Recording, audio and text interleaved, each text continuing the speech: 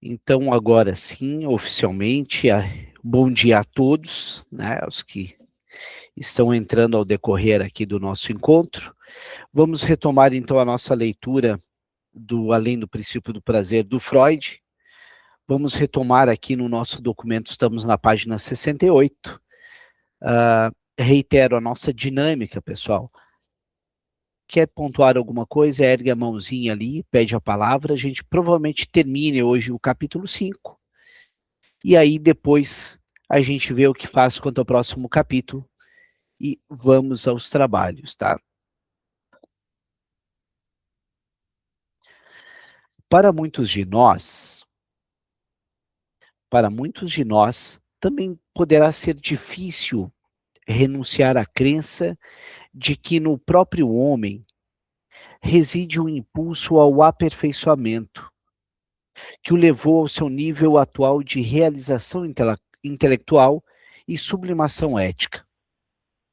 Impulso do qual se pode esperar que cuide do desenvolvimento rumo ao super-homem.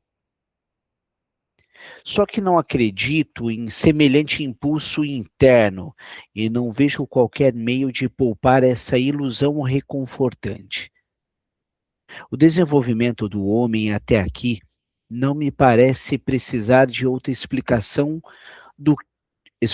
que a dos animais.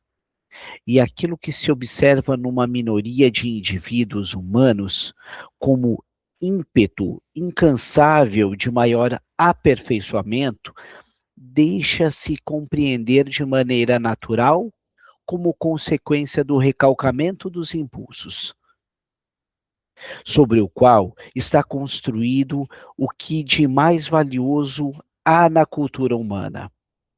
O impulso recalcado nunca desiste de aspirar por sua satisfação completa, que consistiria na repetição de uma vivência primária de satisfação.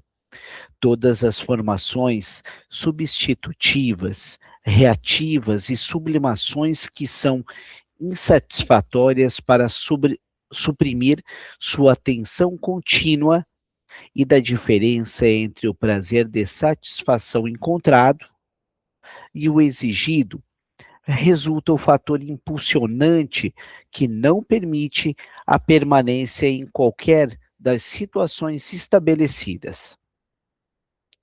Mas, segundo as palavras do poeta, indomado avança sem cessar. Mefisto, no Fausto I, Gabinete de Estudo. O caminho para trás, para a satisfação completa, geralmente é bloqueado pelas resistências que mantêm os recalcamentos. E assim, não resta outra coisa senão avançar na outra direção de desenvolvimento, ainda livre, mas sem perspectiva de poder concluir o processo e atingir a meta.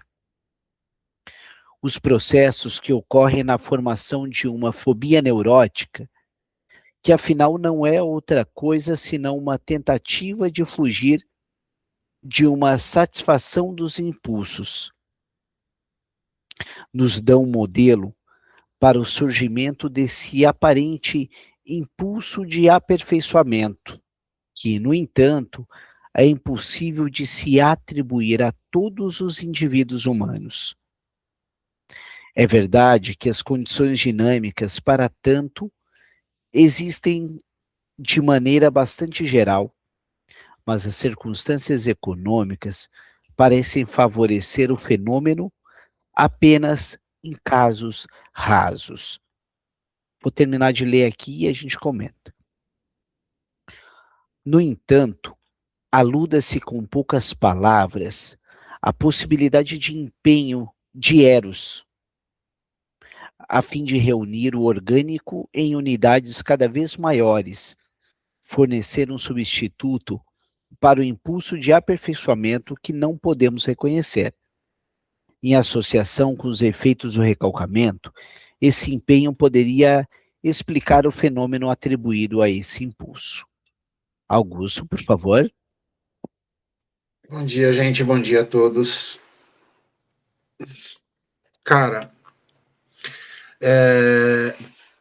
eu acho que Freud aqui ele enfrenta uma ideia muito sedutora. E quando eu falo é enfrenta, tá? E talvez por isso ele escreva de forma tão direta o que ele está falando aqui.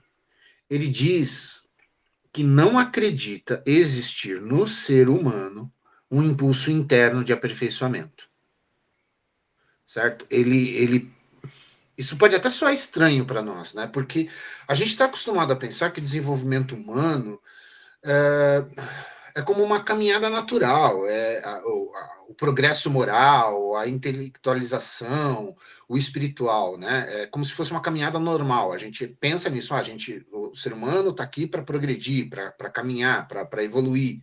O Freud ele faz uma distinção importante. Uma coisa é observar que o ser humano se desenvolve. Outra coisa é afirmar que existe uma pulsão cuja finalidade seja esse desenvolvimento. A gente se desenvolve, mas não é porque existe uma pulsão, como existe outras pulsões. Ele, ele vai continuar fiel à hipótese construída lá nos parágrafos anteriores, tá? Que as pulsões são conservadoras. Se as pulsões são conservadoras, não faria sentido imaginar uma pulsão cuja meta fosse alcançar um estado totalmente novo, nunca antes vivido. Isso contraria toda a lógica que ele acabou de desenvolver. E aí ele surge com uma pergunta inevitável. Se não existe uma pulsão de aperfeiçoamento, como que a gente explica cultura, ciência, ética, né? Como que a gente explica isso? Como que o ser humano, né? Como explicar, vamos mudar a frase, como explicar que o ser humano produza coisas que parecem ultrapassar a simples satisfação das necessidades biológicas, né? Das necessidades de comer, as necessidades sexuais, né? A resposta do Freud, eu volto para a palavra elegante. Eu acho elegante, tá? Porque ele não nega a existência desses fenômenos. O que ele nega é sua origem pulsional. Ele diz que aquilo que chamamos de aperfeiçoamento pode ser compreendido como um efeito indireto do recalcamento. Eu sempre tento trazer uma lembrança rápida do que significa isso. Né? Se a gente for trazer lá atrás, desde muito cedo, especialmente lá, sei lá, 3 ensaios sobre a teoria da sexualidade, os instintos e suas vicissitudes, né? O Freud sustenta que a pulsão recalcada nunca vai desaparecer. Ela continua exigindo satisfação, correto? Todo mundo acompanha aqui. Então, como essa satisfação direta encontra obstáculos impostos pela realidade, pela organização do psiquismo, pela educação, né? A energia pulsional procura outros destinos. E daí surgem as formações substitutivas, a sublimação, as formações reativas, né? Então, e ele traz tudo isso condensado em uma frase. Adoro Freud. A formação substitutiva, gente, vamos lá. Formação substitutiva é quando a satisfação pulsional retorna sob outra forma, né? Como acontece em casos do sintoma. Se a gente quiser aprofundar, né, nisso ou alguma dúvida, a gente retoma. A reativa, a gente vai pegar a adoção de uma atitude aparentemente oposta a um impulso recalcado. Né? Por exemplo, sei lá, um excesso de zelo ou de imoralidade que pode funcionar contra desejos que o sujeito não suporta reconhecer. E a sublimação é o destino mais criativo da pulsão, né? É a energia originalmente dirigida a uma satisfação sexual que encontra expressão em atividades socialmente valorizadas, como produção artística, científica e intelectual. Então a gente volta, né? Já que eu não posso ir para a minha pulsão originária, que é de retorno, na sublimação eu vou trazer isso para uma produção artística, científica e intelectual. O Freud ele faz uma observação interessante, tá? Nenhuma dessas soluções elimina completamente a tensão pulsional. A pulsão continua aspirando àquela satisfação primeira, aquilo que ele chama de vivência primária de satisfação. Esse conceito vem desde, se eu não tiver errado, 94, 95, né, que é um projeto para psicologia científica. E reaparece de outra maneira lá na interpretação dos sonhos, né? A primeira experiência de satisfação deixa uma marca que nunca é plenamente recuperada. E toda satisfação posterior é apenas uma aproximação disso. Talvez seja justamente essa impossibilidade de retornar de forma integral à satisfação originária que coloca o sujeito continuamente em movimento. Essa é a propositura do Freud. Não porque exista um impulso voltado para o progresso, mas porque a satisfação nunca é completa. Há sempre um resto, uma diferença entre aquilo que a pulsão exige e aquilo que a realidade permite alcançar. Eu acho lindo quando ele cita Fausto, né, que é a obra de Goethe, que é quando o Mefistófeles ele diz algo avança sem cessar. O Freud utiliza essa imagem para mostrar um movimento humano que o movimento humano não decorre assim necessariamente de uma vocação para o aperfeiçoamento, mas da impossibilidade de reencontrar plenamente qualquer satisfação que foi perdida. Então a gente continua andando porque a gente não pode voltar. Ah, Augusto, deixa eu pontuar junto contigo aqui, uhum, né? Que acho que é bem importante a gente lembrar. Eu até fiz questão de fazer uma pesquisa aqui, se eu não estava esquecendo nada, né? Relembrando o momento sócio-histórico, cultural que estava acontecendo. Nós estamos num período aqui de Primeira Guerra, final da Primeira Guerra Mundial. Nós estamos falando de colapsos de impérios e revoluções, né? O final do Império Austro-Húngaro, que é muito importante, a Revolução Russa também está nesse período, a uhum, pandemia da gripe espanhola e, naturalmente, as perdas pessoais do Freud, como a Sophie, né? Então, estamos falando aí de um contexto social de guerra, de lutos muito forte. O Freud, então, ele tem essa questão meio melancólica, né? É um leitor do Nietzsche, com certeza, embora ele diga que não, eu e o Augusto falávamos isso, e o Schopenhauer também. Observem que ele está negando aqui um pensamento da época, que é o pensamento do Augusto Comte do positivismo. Ele está negando o movimento de progresso, né? Então isso. imagine ele tá o pensamento do Darwin de evolução. Então, de certa forma, ele está mexendo com estruturas, né, Augusto? Por isso que ele é muito contestado. Sim, voltando para essa parte do Nietzsche, que eu acho que eu me empolguei tanto em falar agora, que a gente comentou antes de começar e eu esqueci de retomar, né? Uhum. Quando Freud ele utiliza a expressão super-homem, para quem leu Nietzsche, para quem está acompanhando a leitura de sexta-feira, top demais. É O, o, difícil quando a gente lê essa palavra e sem lembrar do Ubermensch, né? Do Assim Falou Zaratustra. e esse Uber aí, esse super-homem no Nietzsche, não é o super-homem do Clark Kent, é o além do homem, tá? A palavra traduzindo para o português, o correto seria além do homem, Perfeito. É o tá? além do homem, né? É além do homem. E a gente não pode colocar aqui que Freud está fazendo uma crítica ao Nietzsche, tá? Porque ele não tá. O super-homem, ou o além do homem de Nietzsche, ele não deve ser entendido como um homem biológico superior. Ele não é biologicamente superior, como um estágio final do progresso evolutivo inevitável, que seria, né, o Clark Kent aí. O Nietzsche, ele trata muito mais de uma figura de superação do homem, tal como ele se encontra, né? Sei lá, constituído por determinados valores, especialmente valores morais, que são herdados, né? Então, Nietzsche também não está simplesmente defendendo uma marcha natural e inevitável da humanidade a um estágio moralmente superior. Talvez a aproximação mais interessante entre os dois, e aqui eu estou falando Freud e Nietzsche, seja justamente na desconfiança que eles têm em relação a uma ideia que, eu posso usar essa palavra, ambos consideram meio ingênua, né? Uma ideia ingênua de progresso. Nem Freud, nem o Nietzsche aqui, eles parecem acreditar que a humanidade caminhe naturalmente para se tornar melhor. Eles constroem essa crítica por caminhos muito diferentes. O Nietzsche pensa na superação a partir da criação, da transvaloração dos valores, eu adoro essa palavra. Oh, esse texto. O Freud, neste momento, ele pensa o movimento humano a partir do conflito pulsional, do recalque, da impossibilidade de satisfação plena.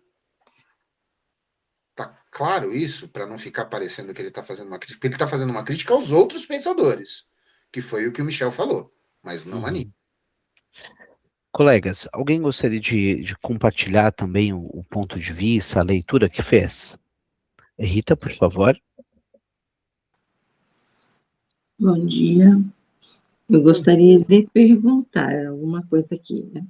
Então, assim, a constituição psíquica, ela se organiza nesse campo tenso de forças, né? Enquanto Eros faz um trabalho de ligação, vem as forças...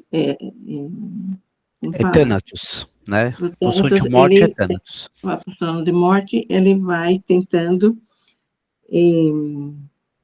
manter a estabilidade. Então, os dois estão intrincados ali.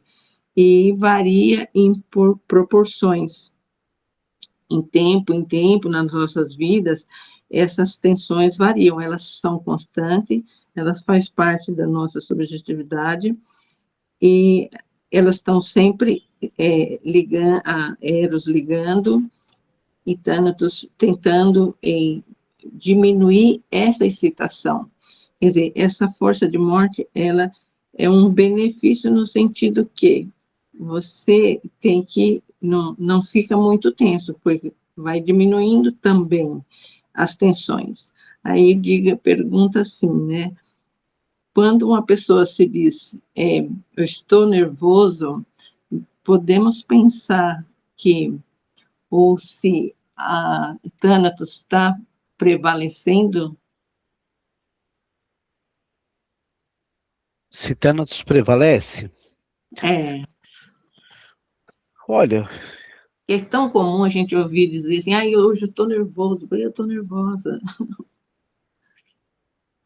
Olha, aí eu não consigo ver se Freud vai para um lado ou para o outro, mas eu tenho a sensação de que, pelo que ele está falando, sim, né? Mas penso que a gente... o Freud sempre falou muito no princípio da constância, né? Que é realmente o que fica entre esses dois pontos, né? É o que a gente busca. A Sandra perguntou a diferença com o Jung do super-homem, né? Não, o super-homem é o do Nietzsche, não é o do Jung. A diferença do super-homem e do Jung eu não tenho a menor ideia, Sandra. Eu, com todo respeito ao Jung, eu não conheço a obra dele, então não sei te dizer. Nietzsche. Beleza. Então, Rita, vamos pensar o seguinte, pelo que eu observo aqui no Freud, pelo que eu li aqui no Freud, ele fala que vai prevalecer essa pulsão ao inorgânico, né? Mas se ela fosse única exclusivamente, a gente não iria em diante, a gente ficaria ali, né? Então, acredito que aí a busca é tentar equilibrar mesmo, não consigo chegar a uma conclusão. Tu chega a alguma conclusão, Augusto, sobre se alguma predomina? Eu não acho que alguma predomina também, não. Eu entendo que pode ter algum momento, numa fala, vamos trazer para a clínica, em que você possa entender que tenha alguma predominante. Né? No caso, vamos pegar lá no Homem dos Ratos, mas é literalmente duas forças praticamente equivalentes. E elas existem intrincadas, né? Elas estão intrincadas o tempo todo, trabalhando. Existem momentos, segundo as leituras por aí que eu vejo, fala que ela varia em proporções de tempo em tempo. Quer dizer, hoje ou de manhã eu não estou no mesmo nível do que à tarde, ou vice-versa, ou amanhã ou depois. Essa tensão psíquica, ela é constitutiva da nossa subjetividade. Né? A gente é constituído assim, nessa tensão, ela sempre vai estar presente com as duas forças ali, tanto Eros como Thanatos. Sim, acredito que vai por esse caminho, Rita. Vai por esse caminho, né? Eu queria Naturalmente. saber se tem sentido, né? Porque eu imagino, assim, que as tensões, como ele fala que varia as tensões de um tempo para outro, das condições que você está, vai variando. Então, normalmente, se você está mais irritado, é porque o Eros está mais fraco também, né? Digamos, tem menos força, né? Não é mais fraco, está com menos força a pulsão. O que tu acha, Augusto? Tem um sentido, mas eu acho que a gente está perdendo alguma coisa, porque quando você pega, mesmo na pulsão de morte, né, que a gente fala de retomar um sofrimento, retomar uma situação que teoricamente é dolorosa, e você for olhar no final, o aparelho psíquico está tentando ligar. A gente volta para aquilo que a gente leu nos outros capítulos. O que ele está fazendo ao revivenciar aquilo é uma tentativa de ligação. E se a função de Eros é ligar, é Eros literalmente trabalhando para que aquilo aconteça, para que aquilo seja ligado. É interessante também pensar, né? Como eu gosto muito de Leferense e essa turma como o Winnicott, existe só a pulsão de vida. Para esses autores, eles vão para essa questão do ligar o tempo todo. Né? Inclusive, para o Ferenczi, uma guerra não é pulsão de morte. Para o Ferenczi, uma guerra é uma pulsão de vida. É você querer expandir território. Eu não quero matar os outros, eu só quero expandir o meu território. Então, a morte é consequência. Né? Então, ler a tendência ao inorgânico, para mim, a pulsão de morte no Freud é um desafio e tanto, Augusto, para quem lê Winnicott e lê Ferenczi. Sim. É desafiador em vários aspectos. E impressionante que não importa o círculo em que a gente se esteja, a conversa em que esteja, é sempre um lugar de contradição. É difícil você achar 6, 7 pessoas no mesmo lugar discutindo esse assunto e chegando literalmente a conclusões equivalentes. Por isso que eu não descarto o que a Rita está falando. O Lacan diz que toda pulsão é de morte, Rita. Uhum.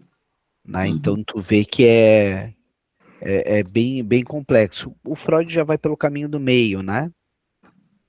O Freud tenta chegar nos dois pontos ali, uma complementando a outra. Né? O Thiago fez alguma observação aí com relação ao Jung. Deixa eu ver o que ele fala do Jung aqui. Eu não acompanho as mensagens, elas aparecem e somem para mim. Não, o Thiago colocou sobre tá, Sandra disse que o super-homem é um arquétipo para o Jung. Daí o Thiago colocou que ele perdeu o contexto, mas você pode pesquisar por herói em relação a Jung. Né? Vale frisar, Tatiana Paranaguá, ela é uma das grandes leitoras do Jung aqui no Brasil, e ela diz que os arquétipos são incontáveis. Rita, por favor. Não, eu só queria colocar alguma coisa aqui no sentido assim, são todos estudiosos, né? Eles estão procurando a mesma coisa, cada um indo por um caminho. Digamos que cada um tem a sua verdade, um caminho para chegar lá, para entender, para compreender como funciona o psique. Né? Sim. Não se trata de esse tá certo ou aquele não é certo. Eu acho que são caminhos diferentes para chegar no mesmo lugar, que eles querem entender a psique. E se um deles estiver errado, Rita, te incomoda? Eu Brincadeira. não, eu Isso é não análise tenho essa pessoal, é só uma capacidade provocação. Isso é uma provocação, Rita. eu não tenho a capacidade de julgá-los, pelo menos no momento, não sei. Não, desculpa. Eu gosto muito do Monty Python e volta e meia essas, só para a gente descontrair um pouco. Colega, agora a gente vai ter que pegar e vai ter que ler esse capítulo 6, que ele é bem repetitivo, tá? Então a gente vai ler direto, vou ler de forma pausada, como sempre, mas vamos deixar para comentar lá mais adiante, porque ele é bem repetitivo, tá? Ele fala a mesma coisa com palavras diferentes, pelo menos na minha leitura e na do Augusto, conforme a gente conversou. Então vamos lá, capítulo 6. Você não acha bonito o jeito que Freud escreve? Porque na verdade, ele relata todo o que ele pensou, como é que ele chegou ali. Eu acho isso bacana, sabe? Muito claro. Sim. Não à toa ele ganha um prêmio Goethe, né? Exatamente pela escrita dele. Então vamos lá.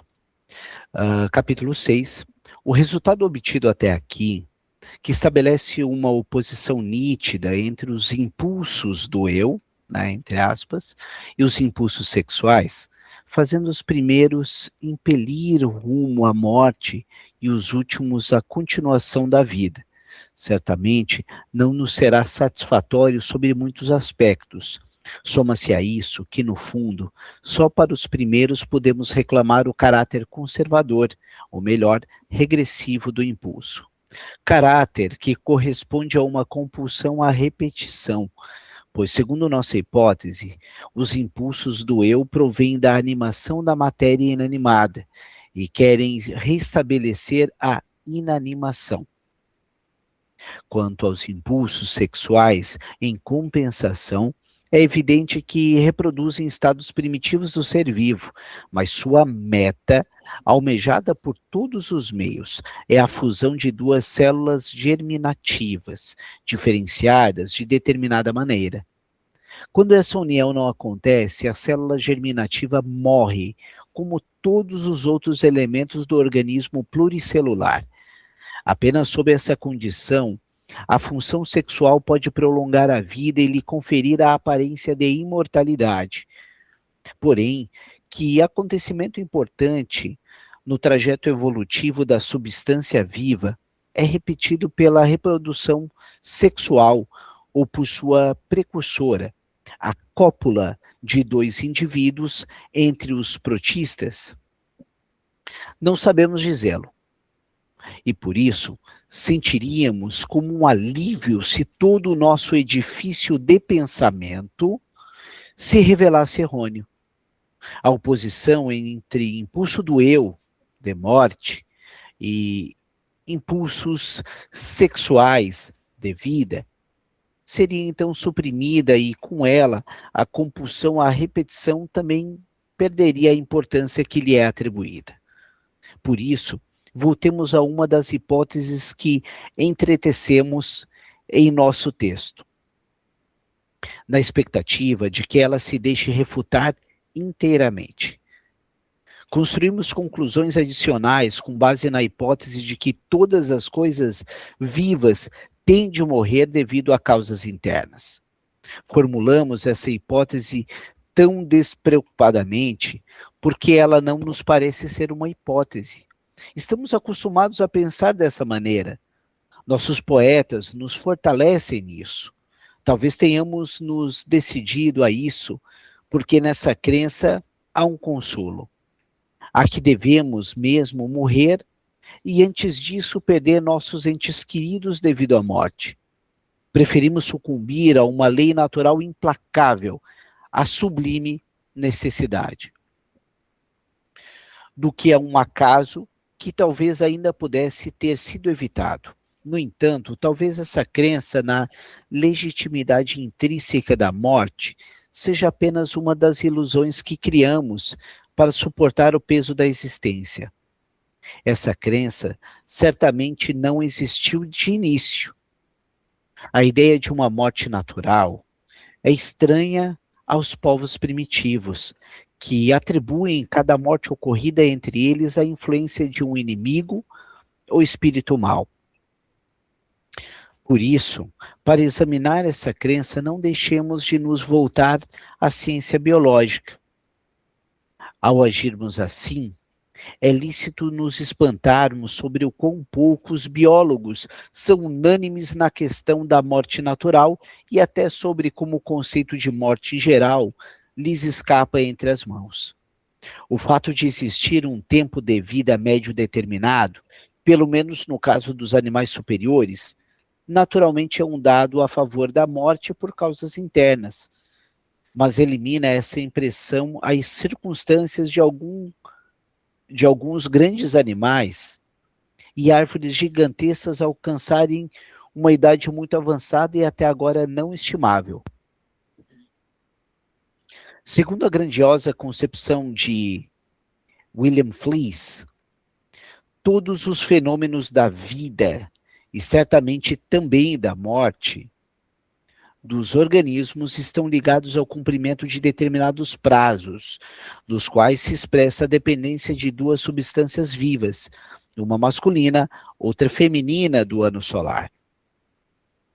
Só que as observações para verificar com que facilidade e até em que medida é possível a influência de forças externas modificar as manifestações vitais, em especial do mundo vegetal, em seu surgimento temporal, antecipa-as ou detendo-as, resistem à rigidez das fórmulas de Fliess e fazem surgir dúvidas, pelo menos quanto ao domínio irrestrito das leis por ele estabelecidas.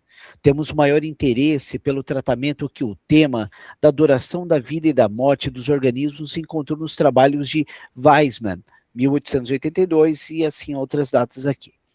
É desse pesquisador que provém a distinção da substância viva, numa metade imortal e outra mortal e outra imortal.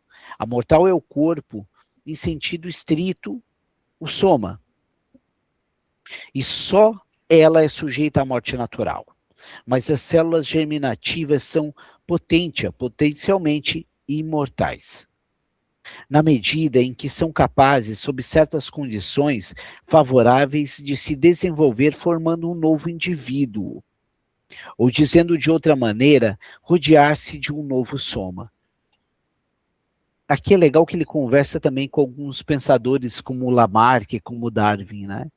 Nada se perde, tudo se transforma. O que aí nos cativa é a analogia inesperada com nossa própria concepção, desenvolvida por um caminho tão diferente. Weismann, que considera a substância viva morfologicamente, reconhece nela um componente sujeito à morte, o soma, isto é, o corpo exceto o material sexual e hereditário, e um imortal, precisamente esse plasma germinativo que serve à conservação da espécie, à reprodução. Não invocamos a matéria viva, mas as forças nela ativas, e fomos levados a distinguir entre dois tipos de impulsos, aqueles que querem levar a vida à morte, e outros os impulsos sexuais que repetidamente aspiram à renovação da vida, e impõem essa renovação. Isso soa como um corolário dinâmico à teoria morfológica de Weismann. Deixa eu só ver onde que está a nossa marcação aqui, colegas. E segue mais um pouco ainda. A aparência de uma correspondência significativa se dissipa logo que tomamos conhecimento do juízo de Weismann sobre o problema da morte, pois para Weismann a separação entre soma mortal e o plasma germinativo imortal vale apenas para organismos pluricelulares. No caso dos animais unicelulares, indivíduo e célula reprodutiva ainda são uma e a mesma coisa. Assim, ele declara que os unicelulares são potencialmente imortais. A morte surge apenas no caso de metazoários, os pluricelulares. No entanto, essa morte dos seres vivos superiores é natural.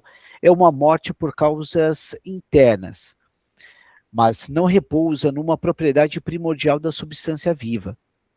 Não pode ser compreendida como uma necessidade absoluta fundamentada na essência da vida. Colegas, para não ficar tão enfadonho, né, eu vou deixar ali os nossos comentários, meu e da Augusto, para o final desse trecho. Mas se vocês tiverem alguma pergunta, alguma consideração a ser feita, pode erguer a mão e a gente conversa aqui, tá bom? Deixa eu voltar aqui. A morte é antes um dispositivo de conveniência, um fenômeno de adaptação às condições externas de vida, pois desde a separação das células corporais em soma e plasma germinativo, a duração ilimitada da vida do indivíduo teria se tornado um luxo totalmente inconveniente, com o aparecimento dessa diferenciação nos pluricelulares. A morte se tornou possível e conveniente desde então. O soma dos seres vivos superiores morre por razões internas, em momentos determinados. Mas os protistas permaneceram imortais. Em compensação, a reprodução não foi introduzida apenas com a morte. Ela é antes uma propriedade primordial da matéria viva, tal como o crescimento, do qual proveio e a vida se manteve contínua desde seu começo na Terra. É fácil perceber que a admissão de uma morte natural dos organismos superiores pouco ajuda a nossa causa.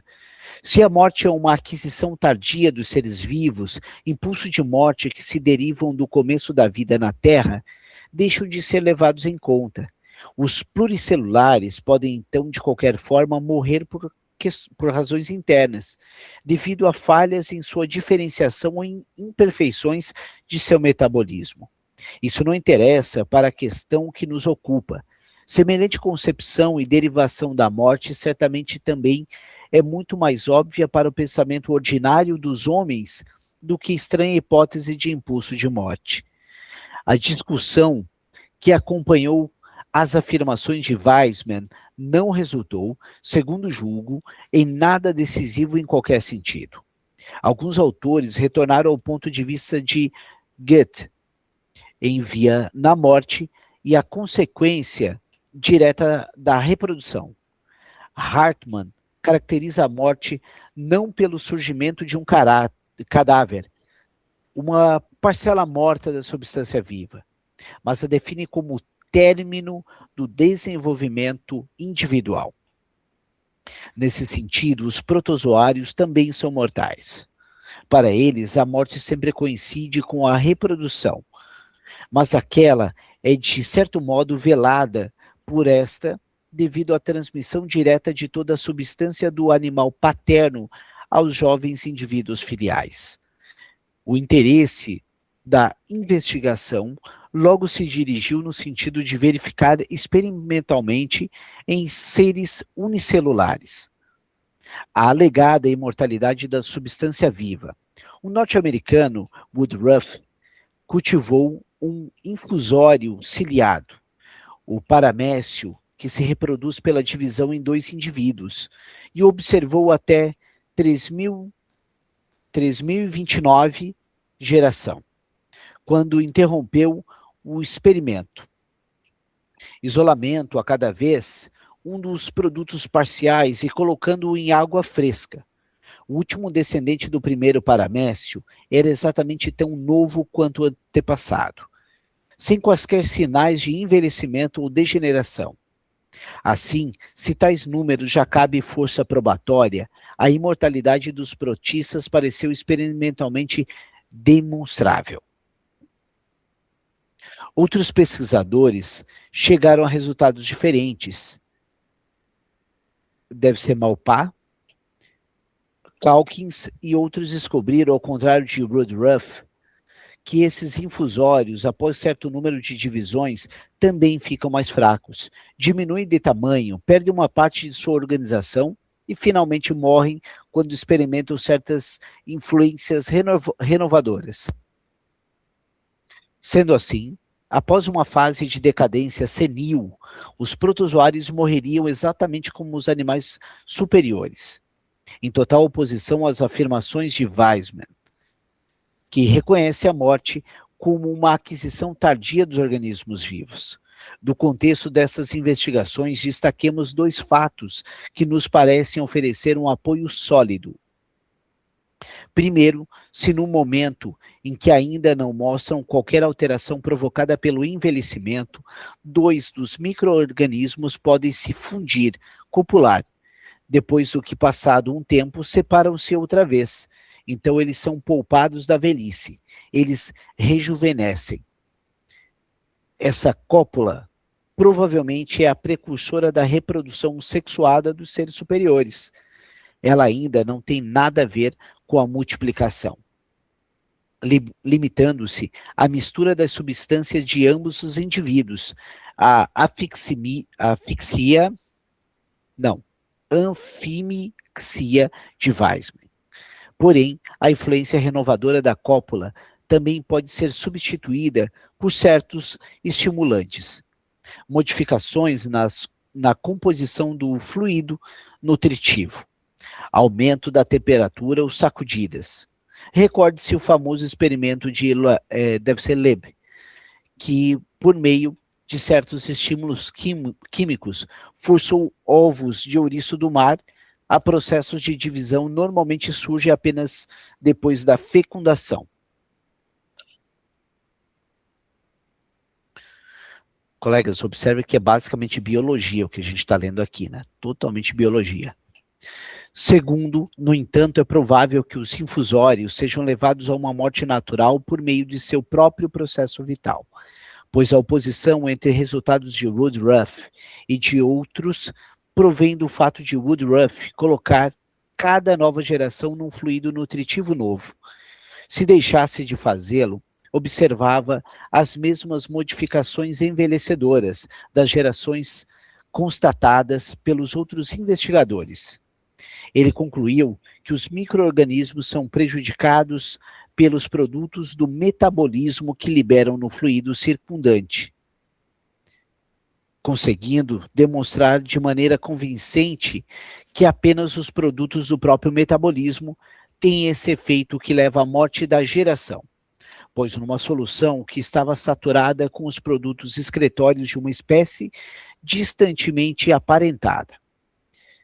Desenvolveram-se de maneira excelente os mesmos micro-organismos que, aglomerados em seu próprio fluido nutritivo, certamente teriam perecido assim, abandonando a si próprio.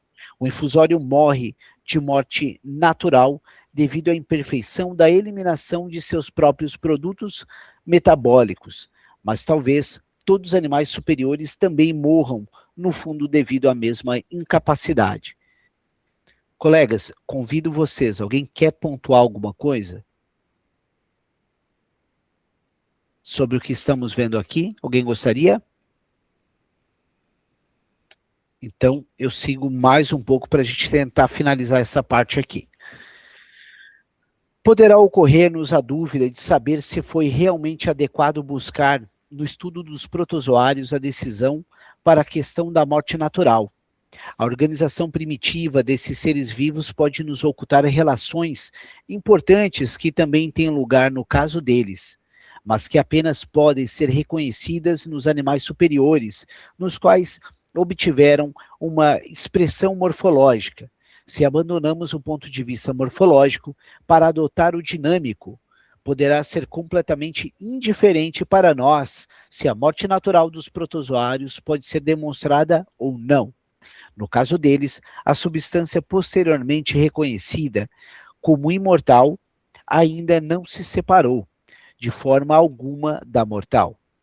As forças impulsoras que querem levar a vida, a morte, também poderiam estar ativas neles desde o início.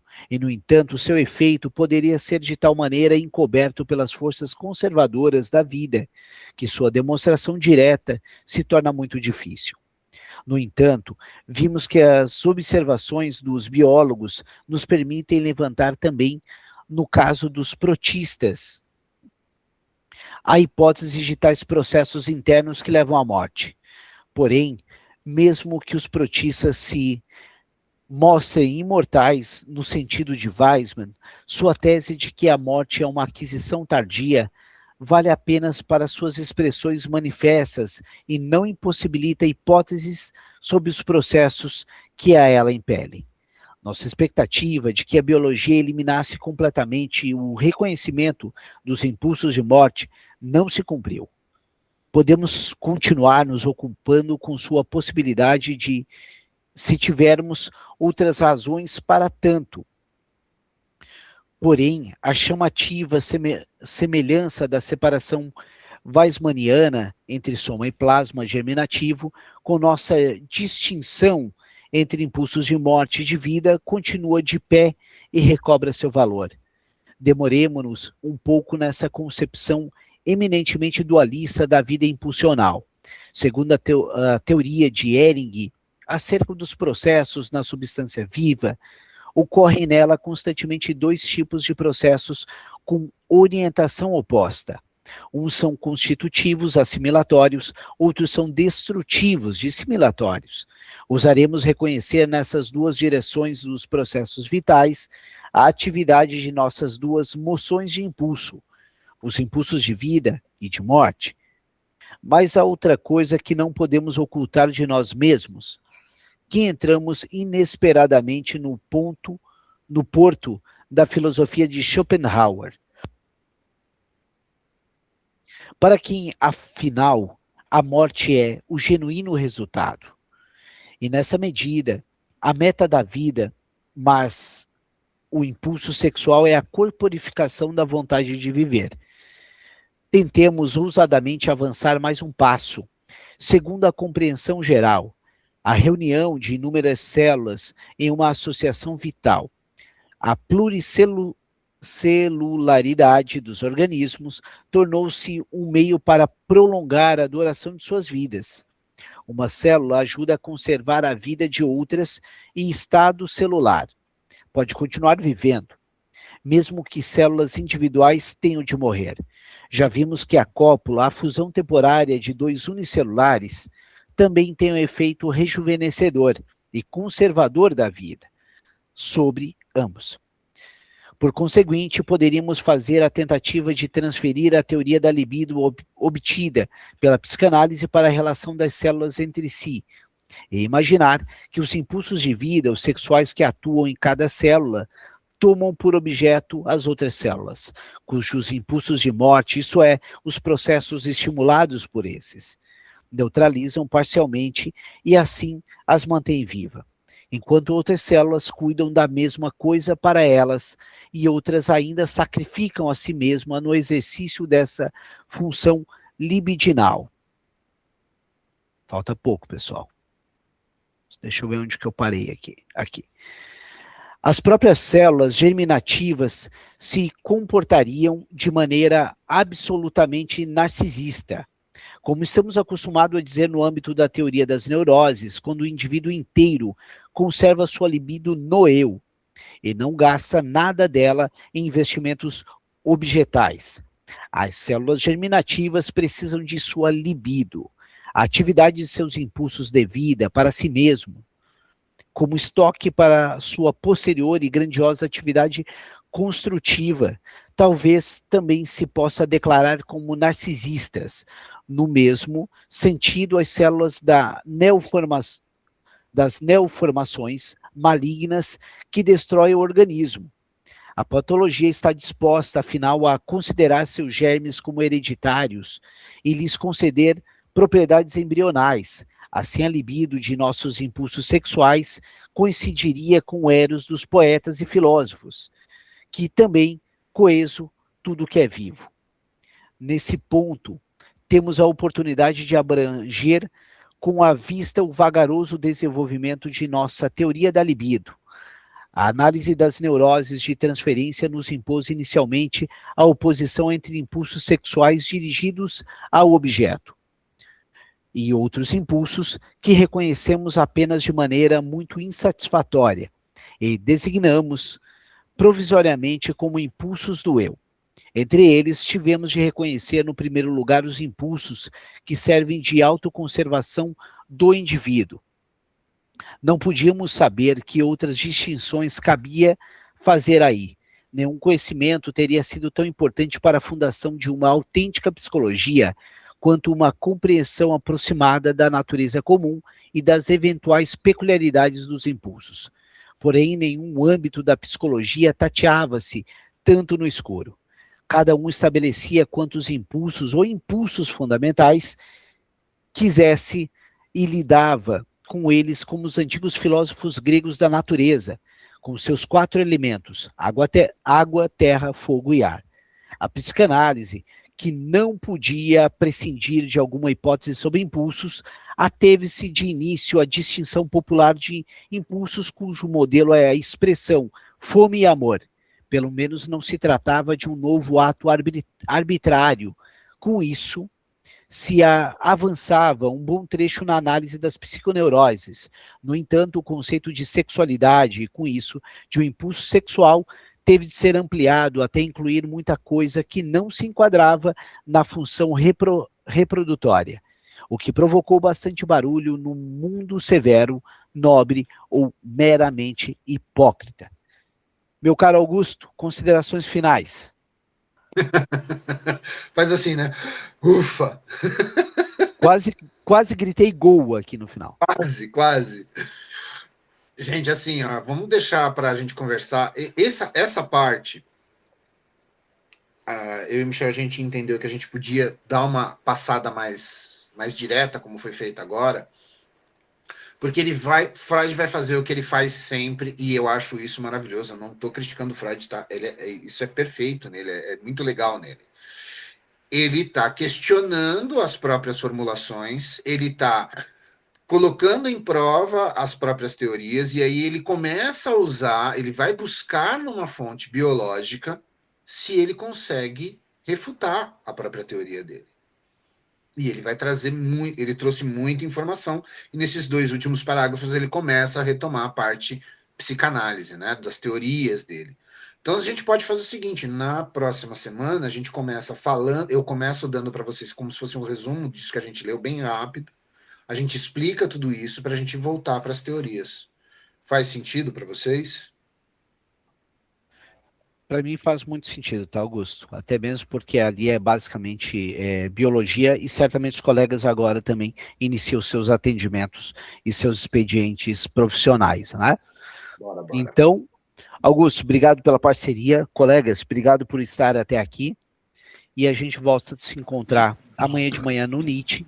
E aos colegas que querem participar do curso do Inconsciente, hoje nós temos a última aula falando de Christopher Bullas, e também, deixa eu lembrar que é o outro pensador, André Green, isso, Christopher Bullas e André Green, 8 da noite. Vou deixar lá no grupo sobre quem quer se inscrever no curso, tá bom? Deixa lá o convite. Sexta, né? Nietzsche é sexta, né? Amanhã é quinta. Opa, desculpa, pessoal, olha o ato falho aqui, a vontade do fim de semana batendo, né? Então, não, amanhã não temos mais leitura, exatamente porque eu precisava desacelerar um pouco. Então, sexta-feira a gente volta. E curso do Inconsciente hoje mais tarde. Bom dia a todos, bom descanso para quem for descansar, bom trabalho para quem for trabalhar. Tchau, gente. Tchau.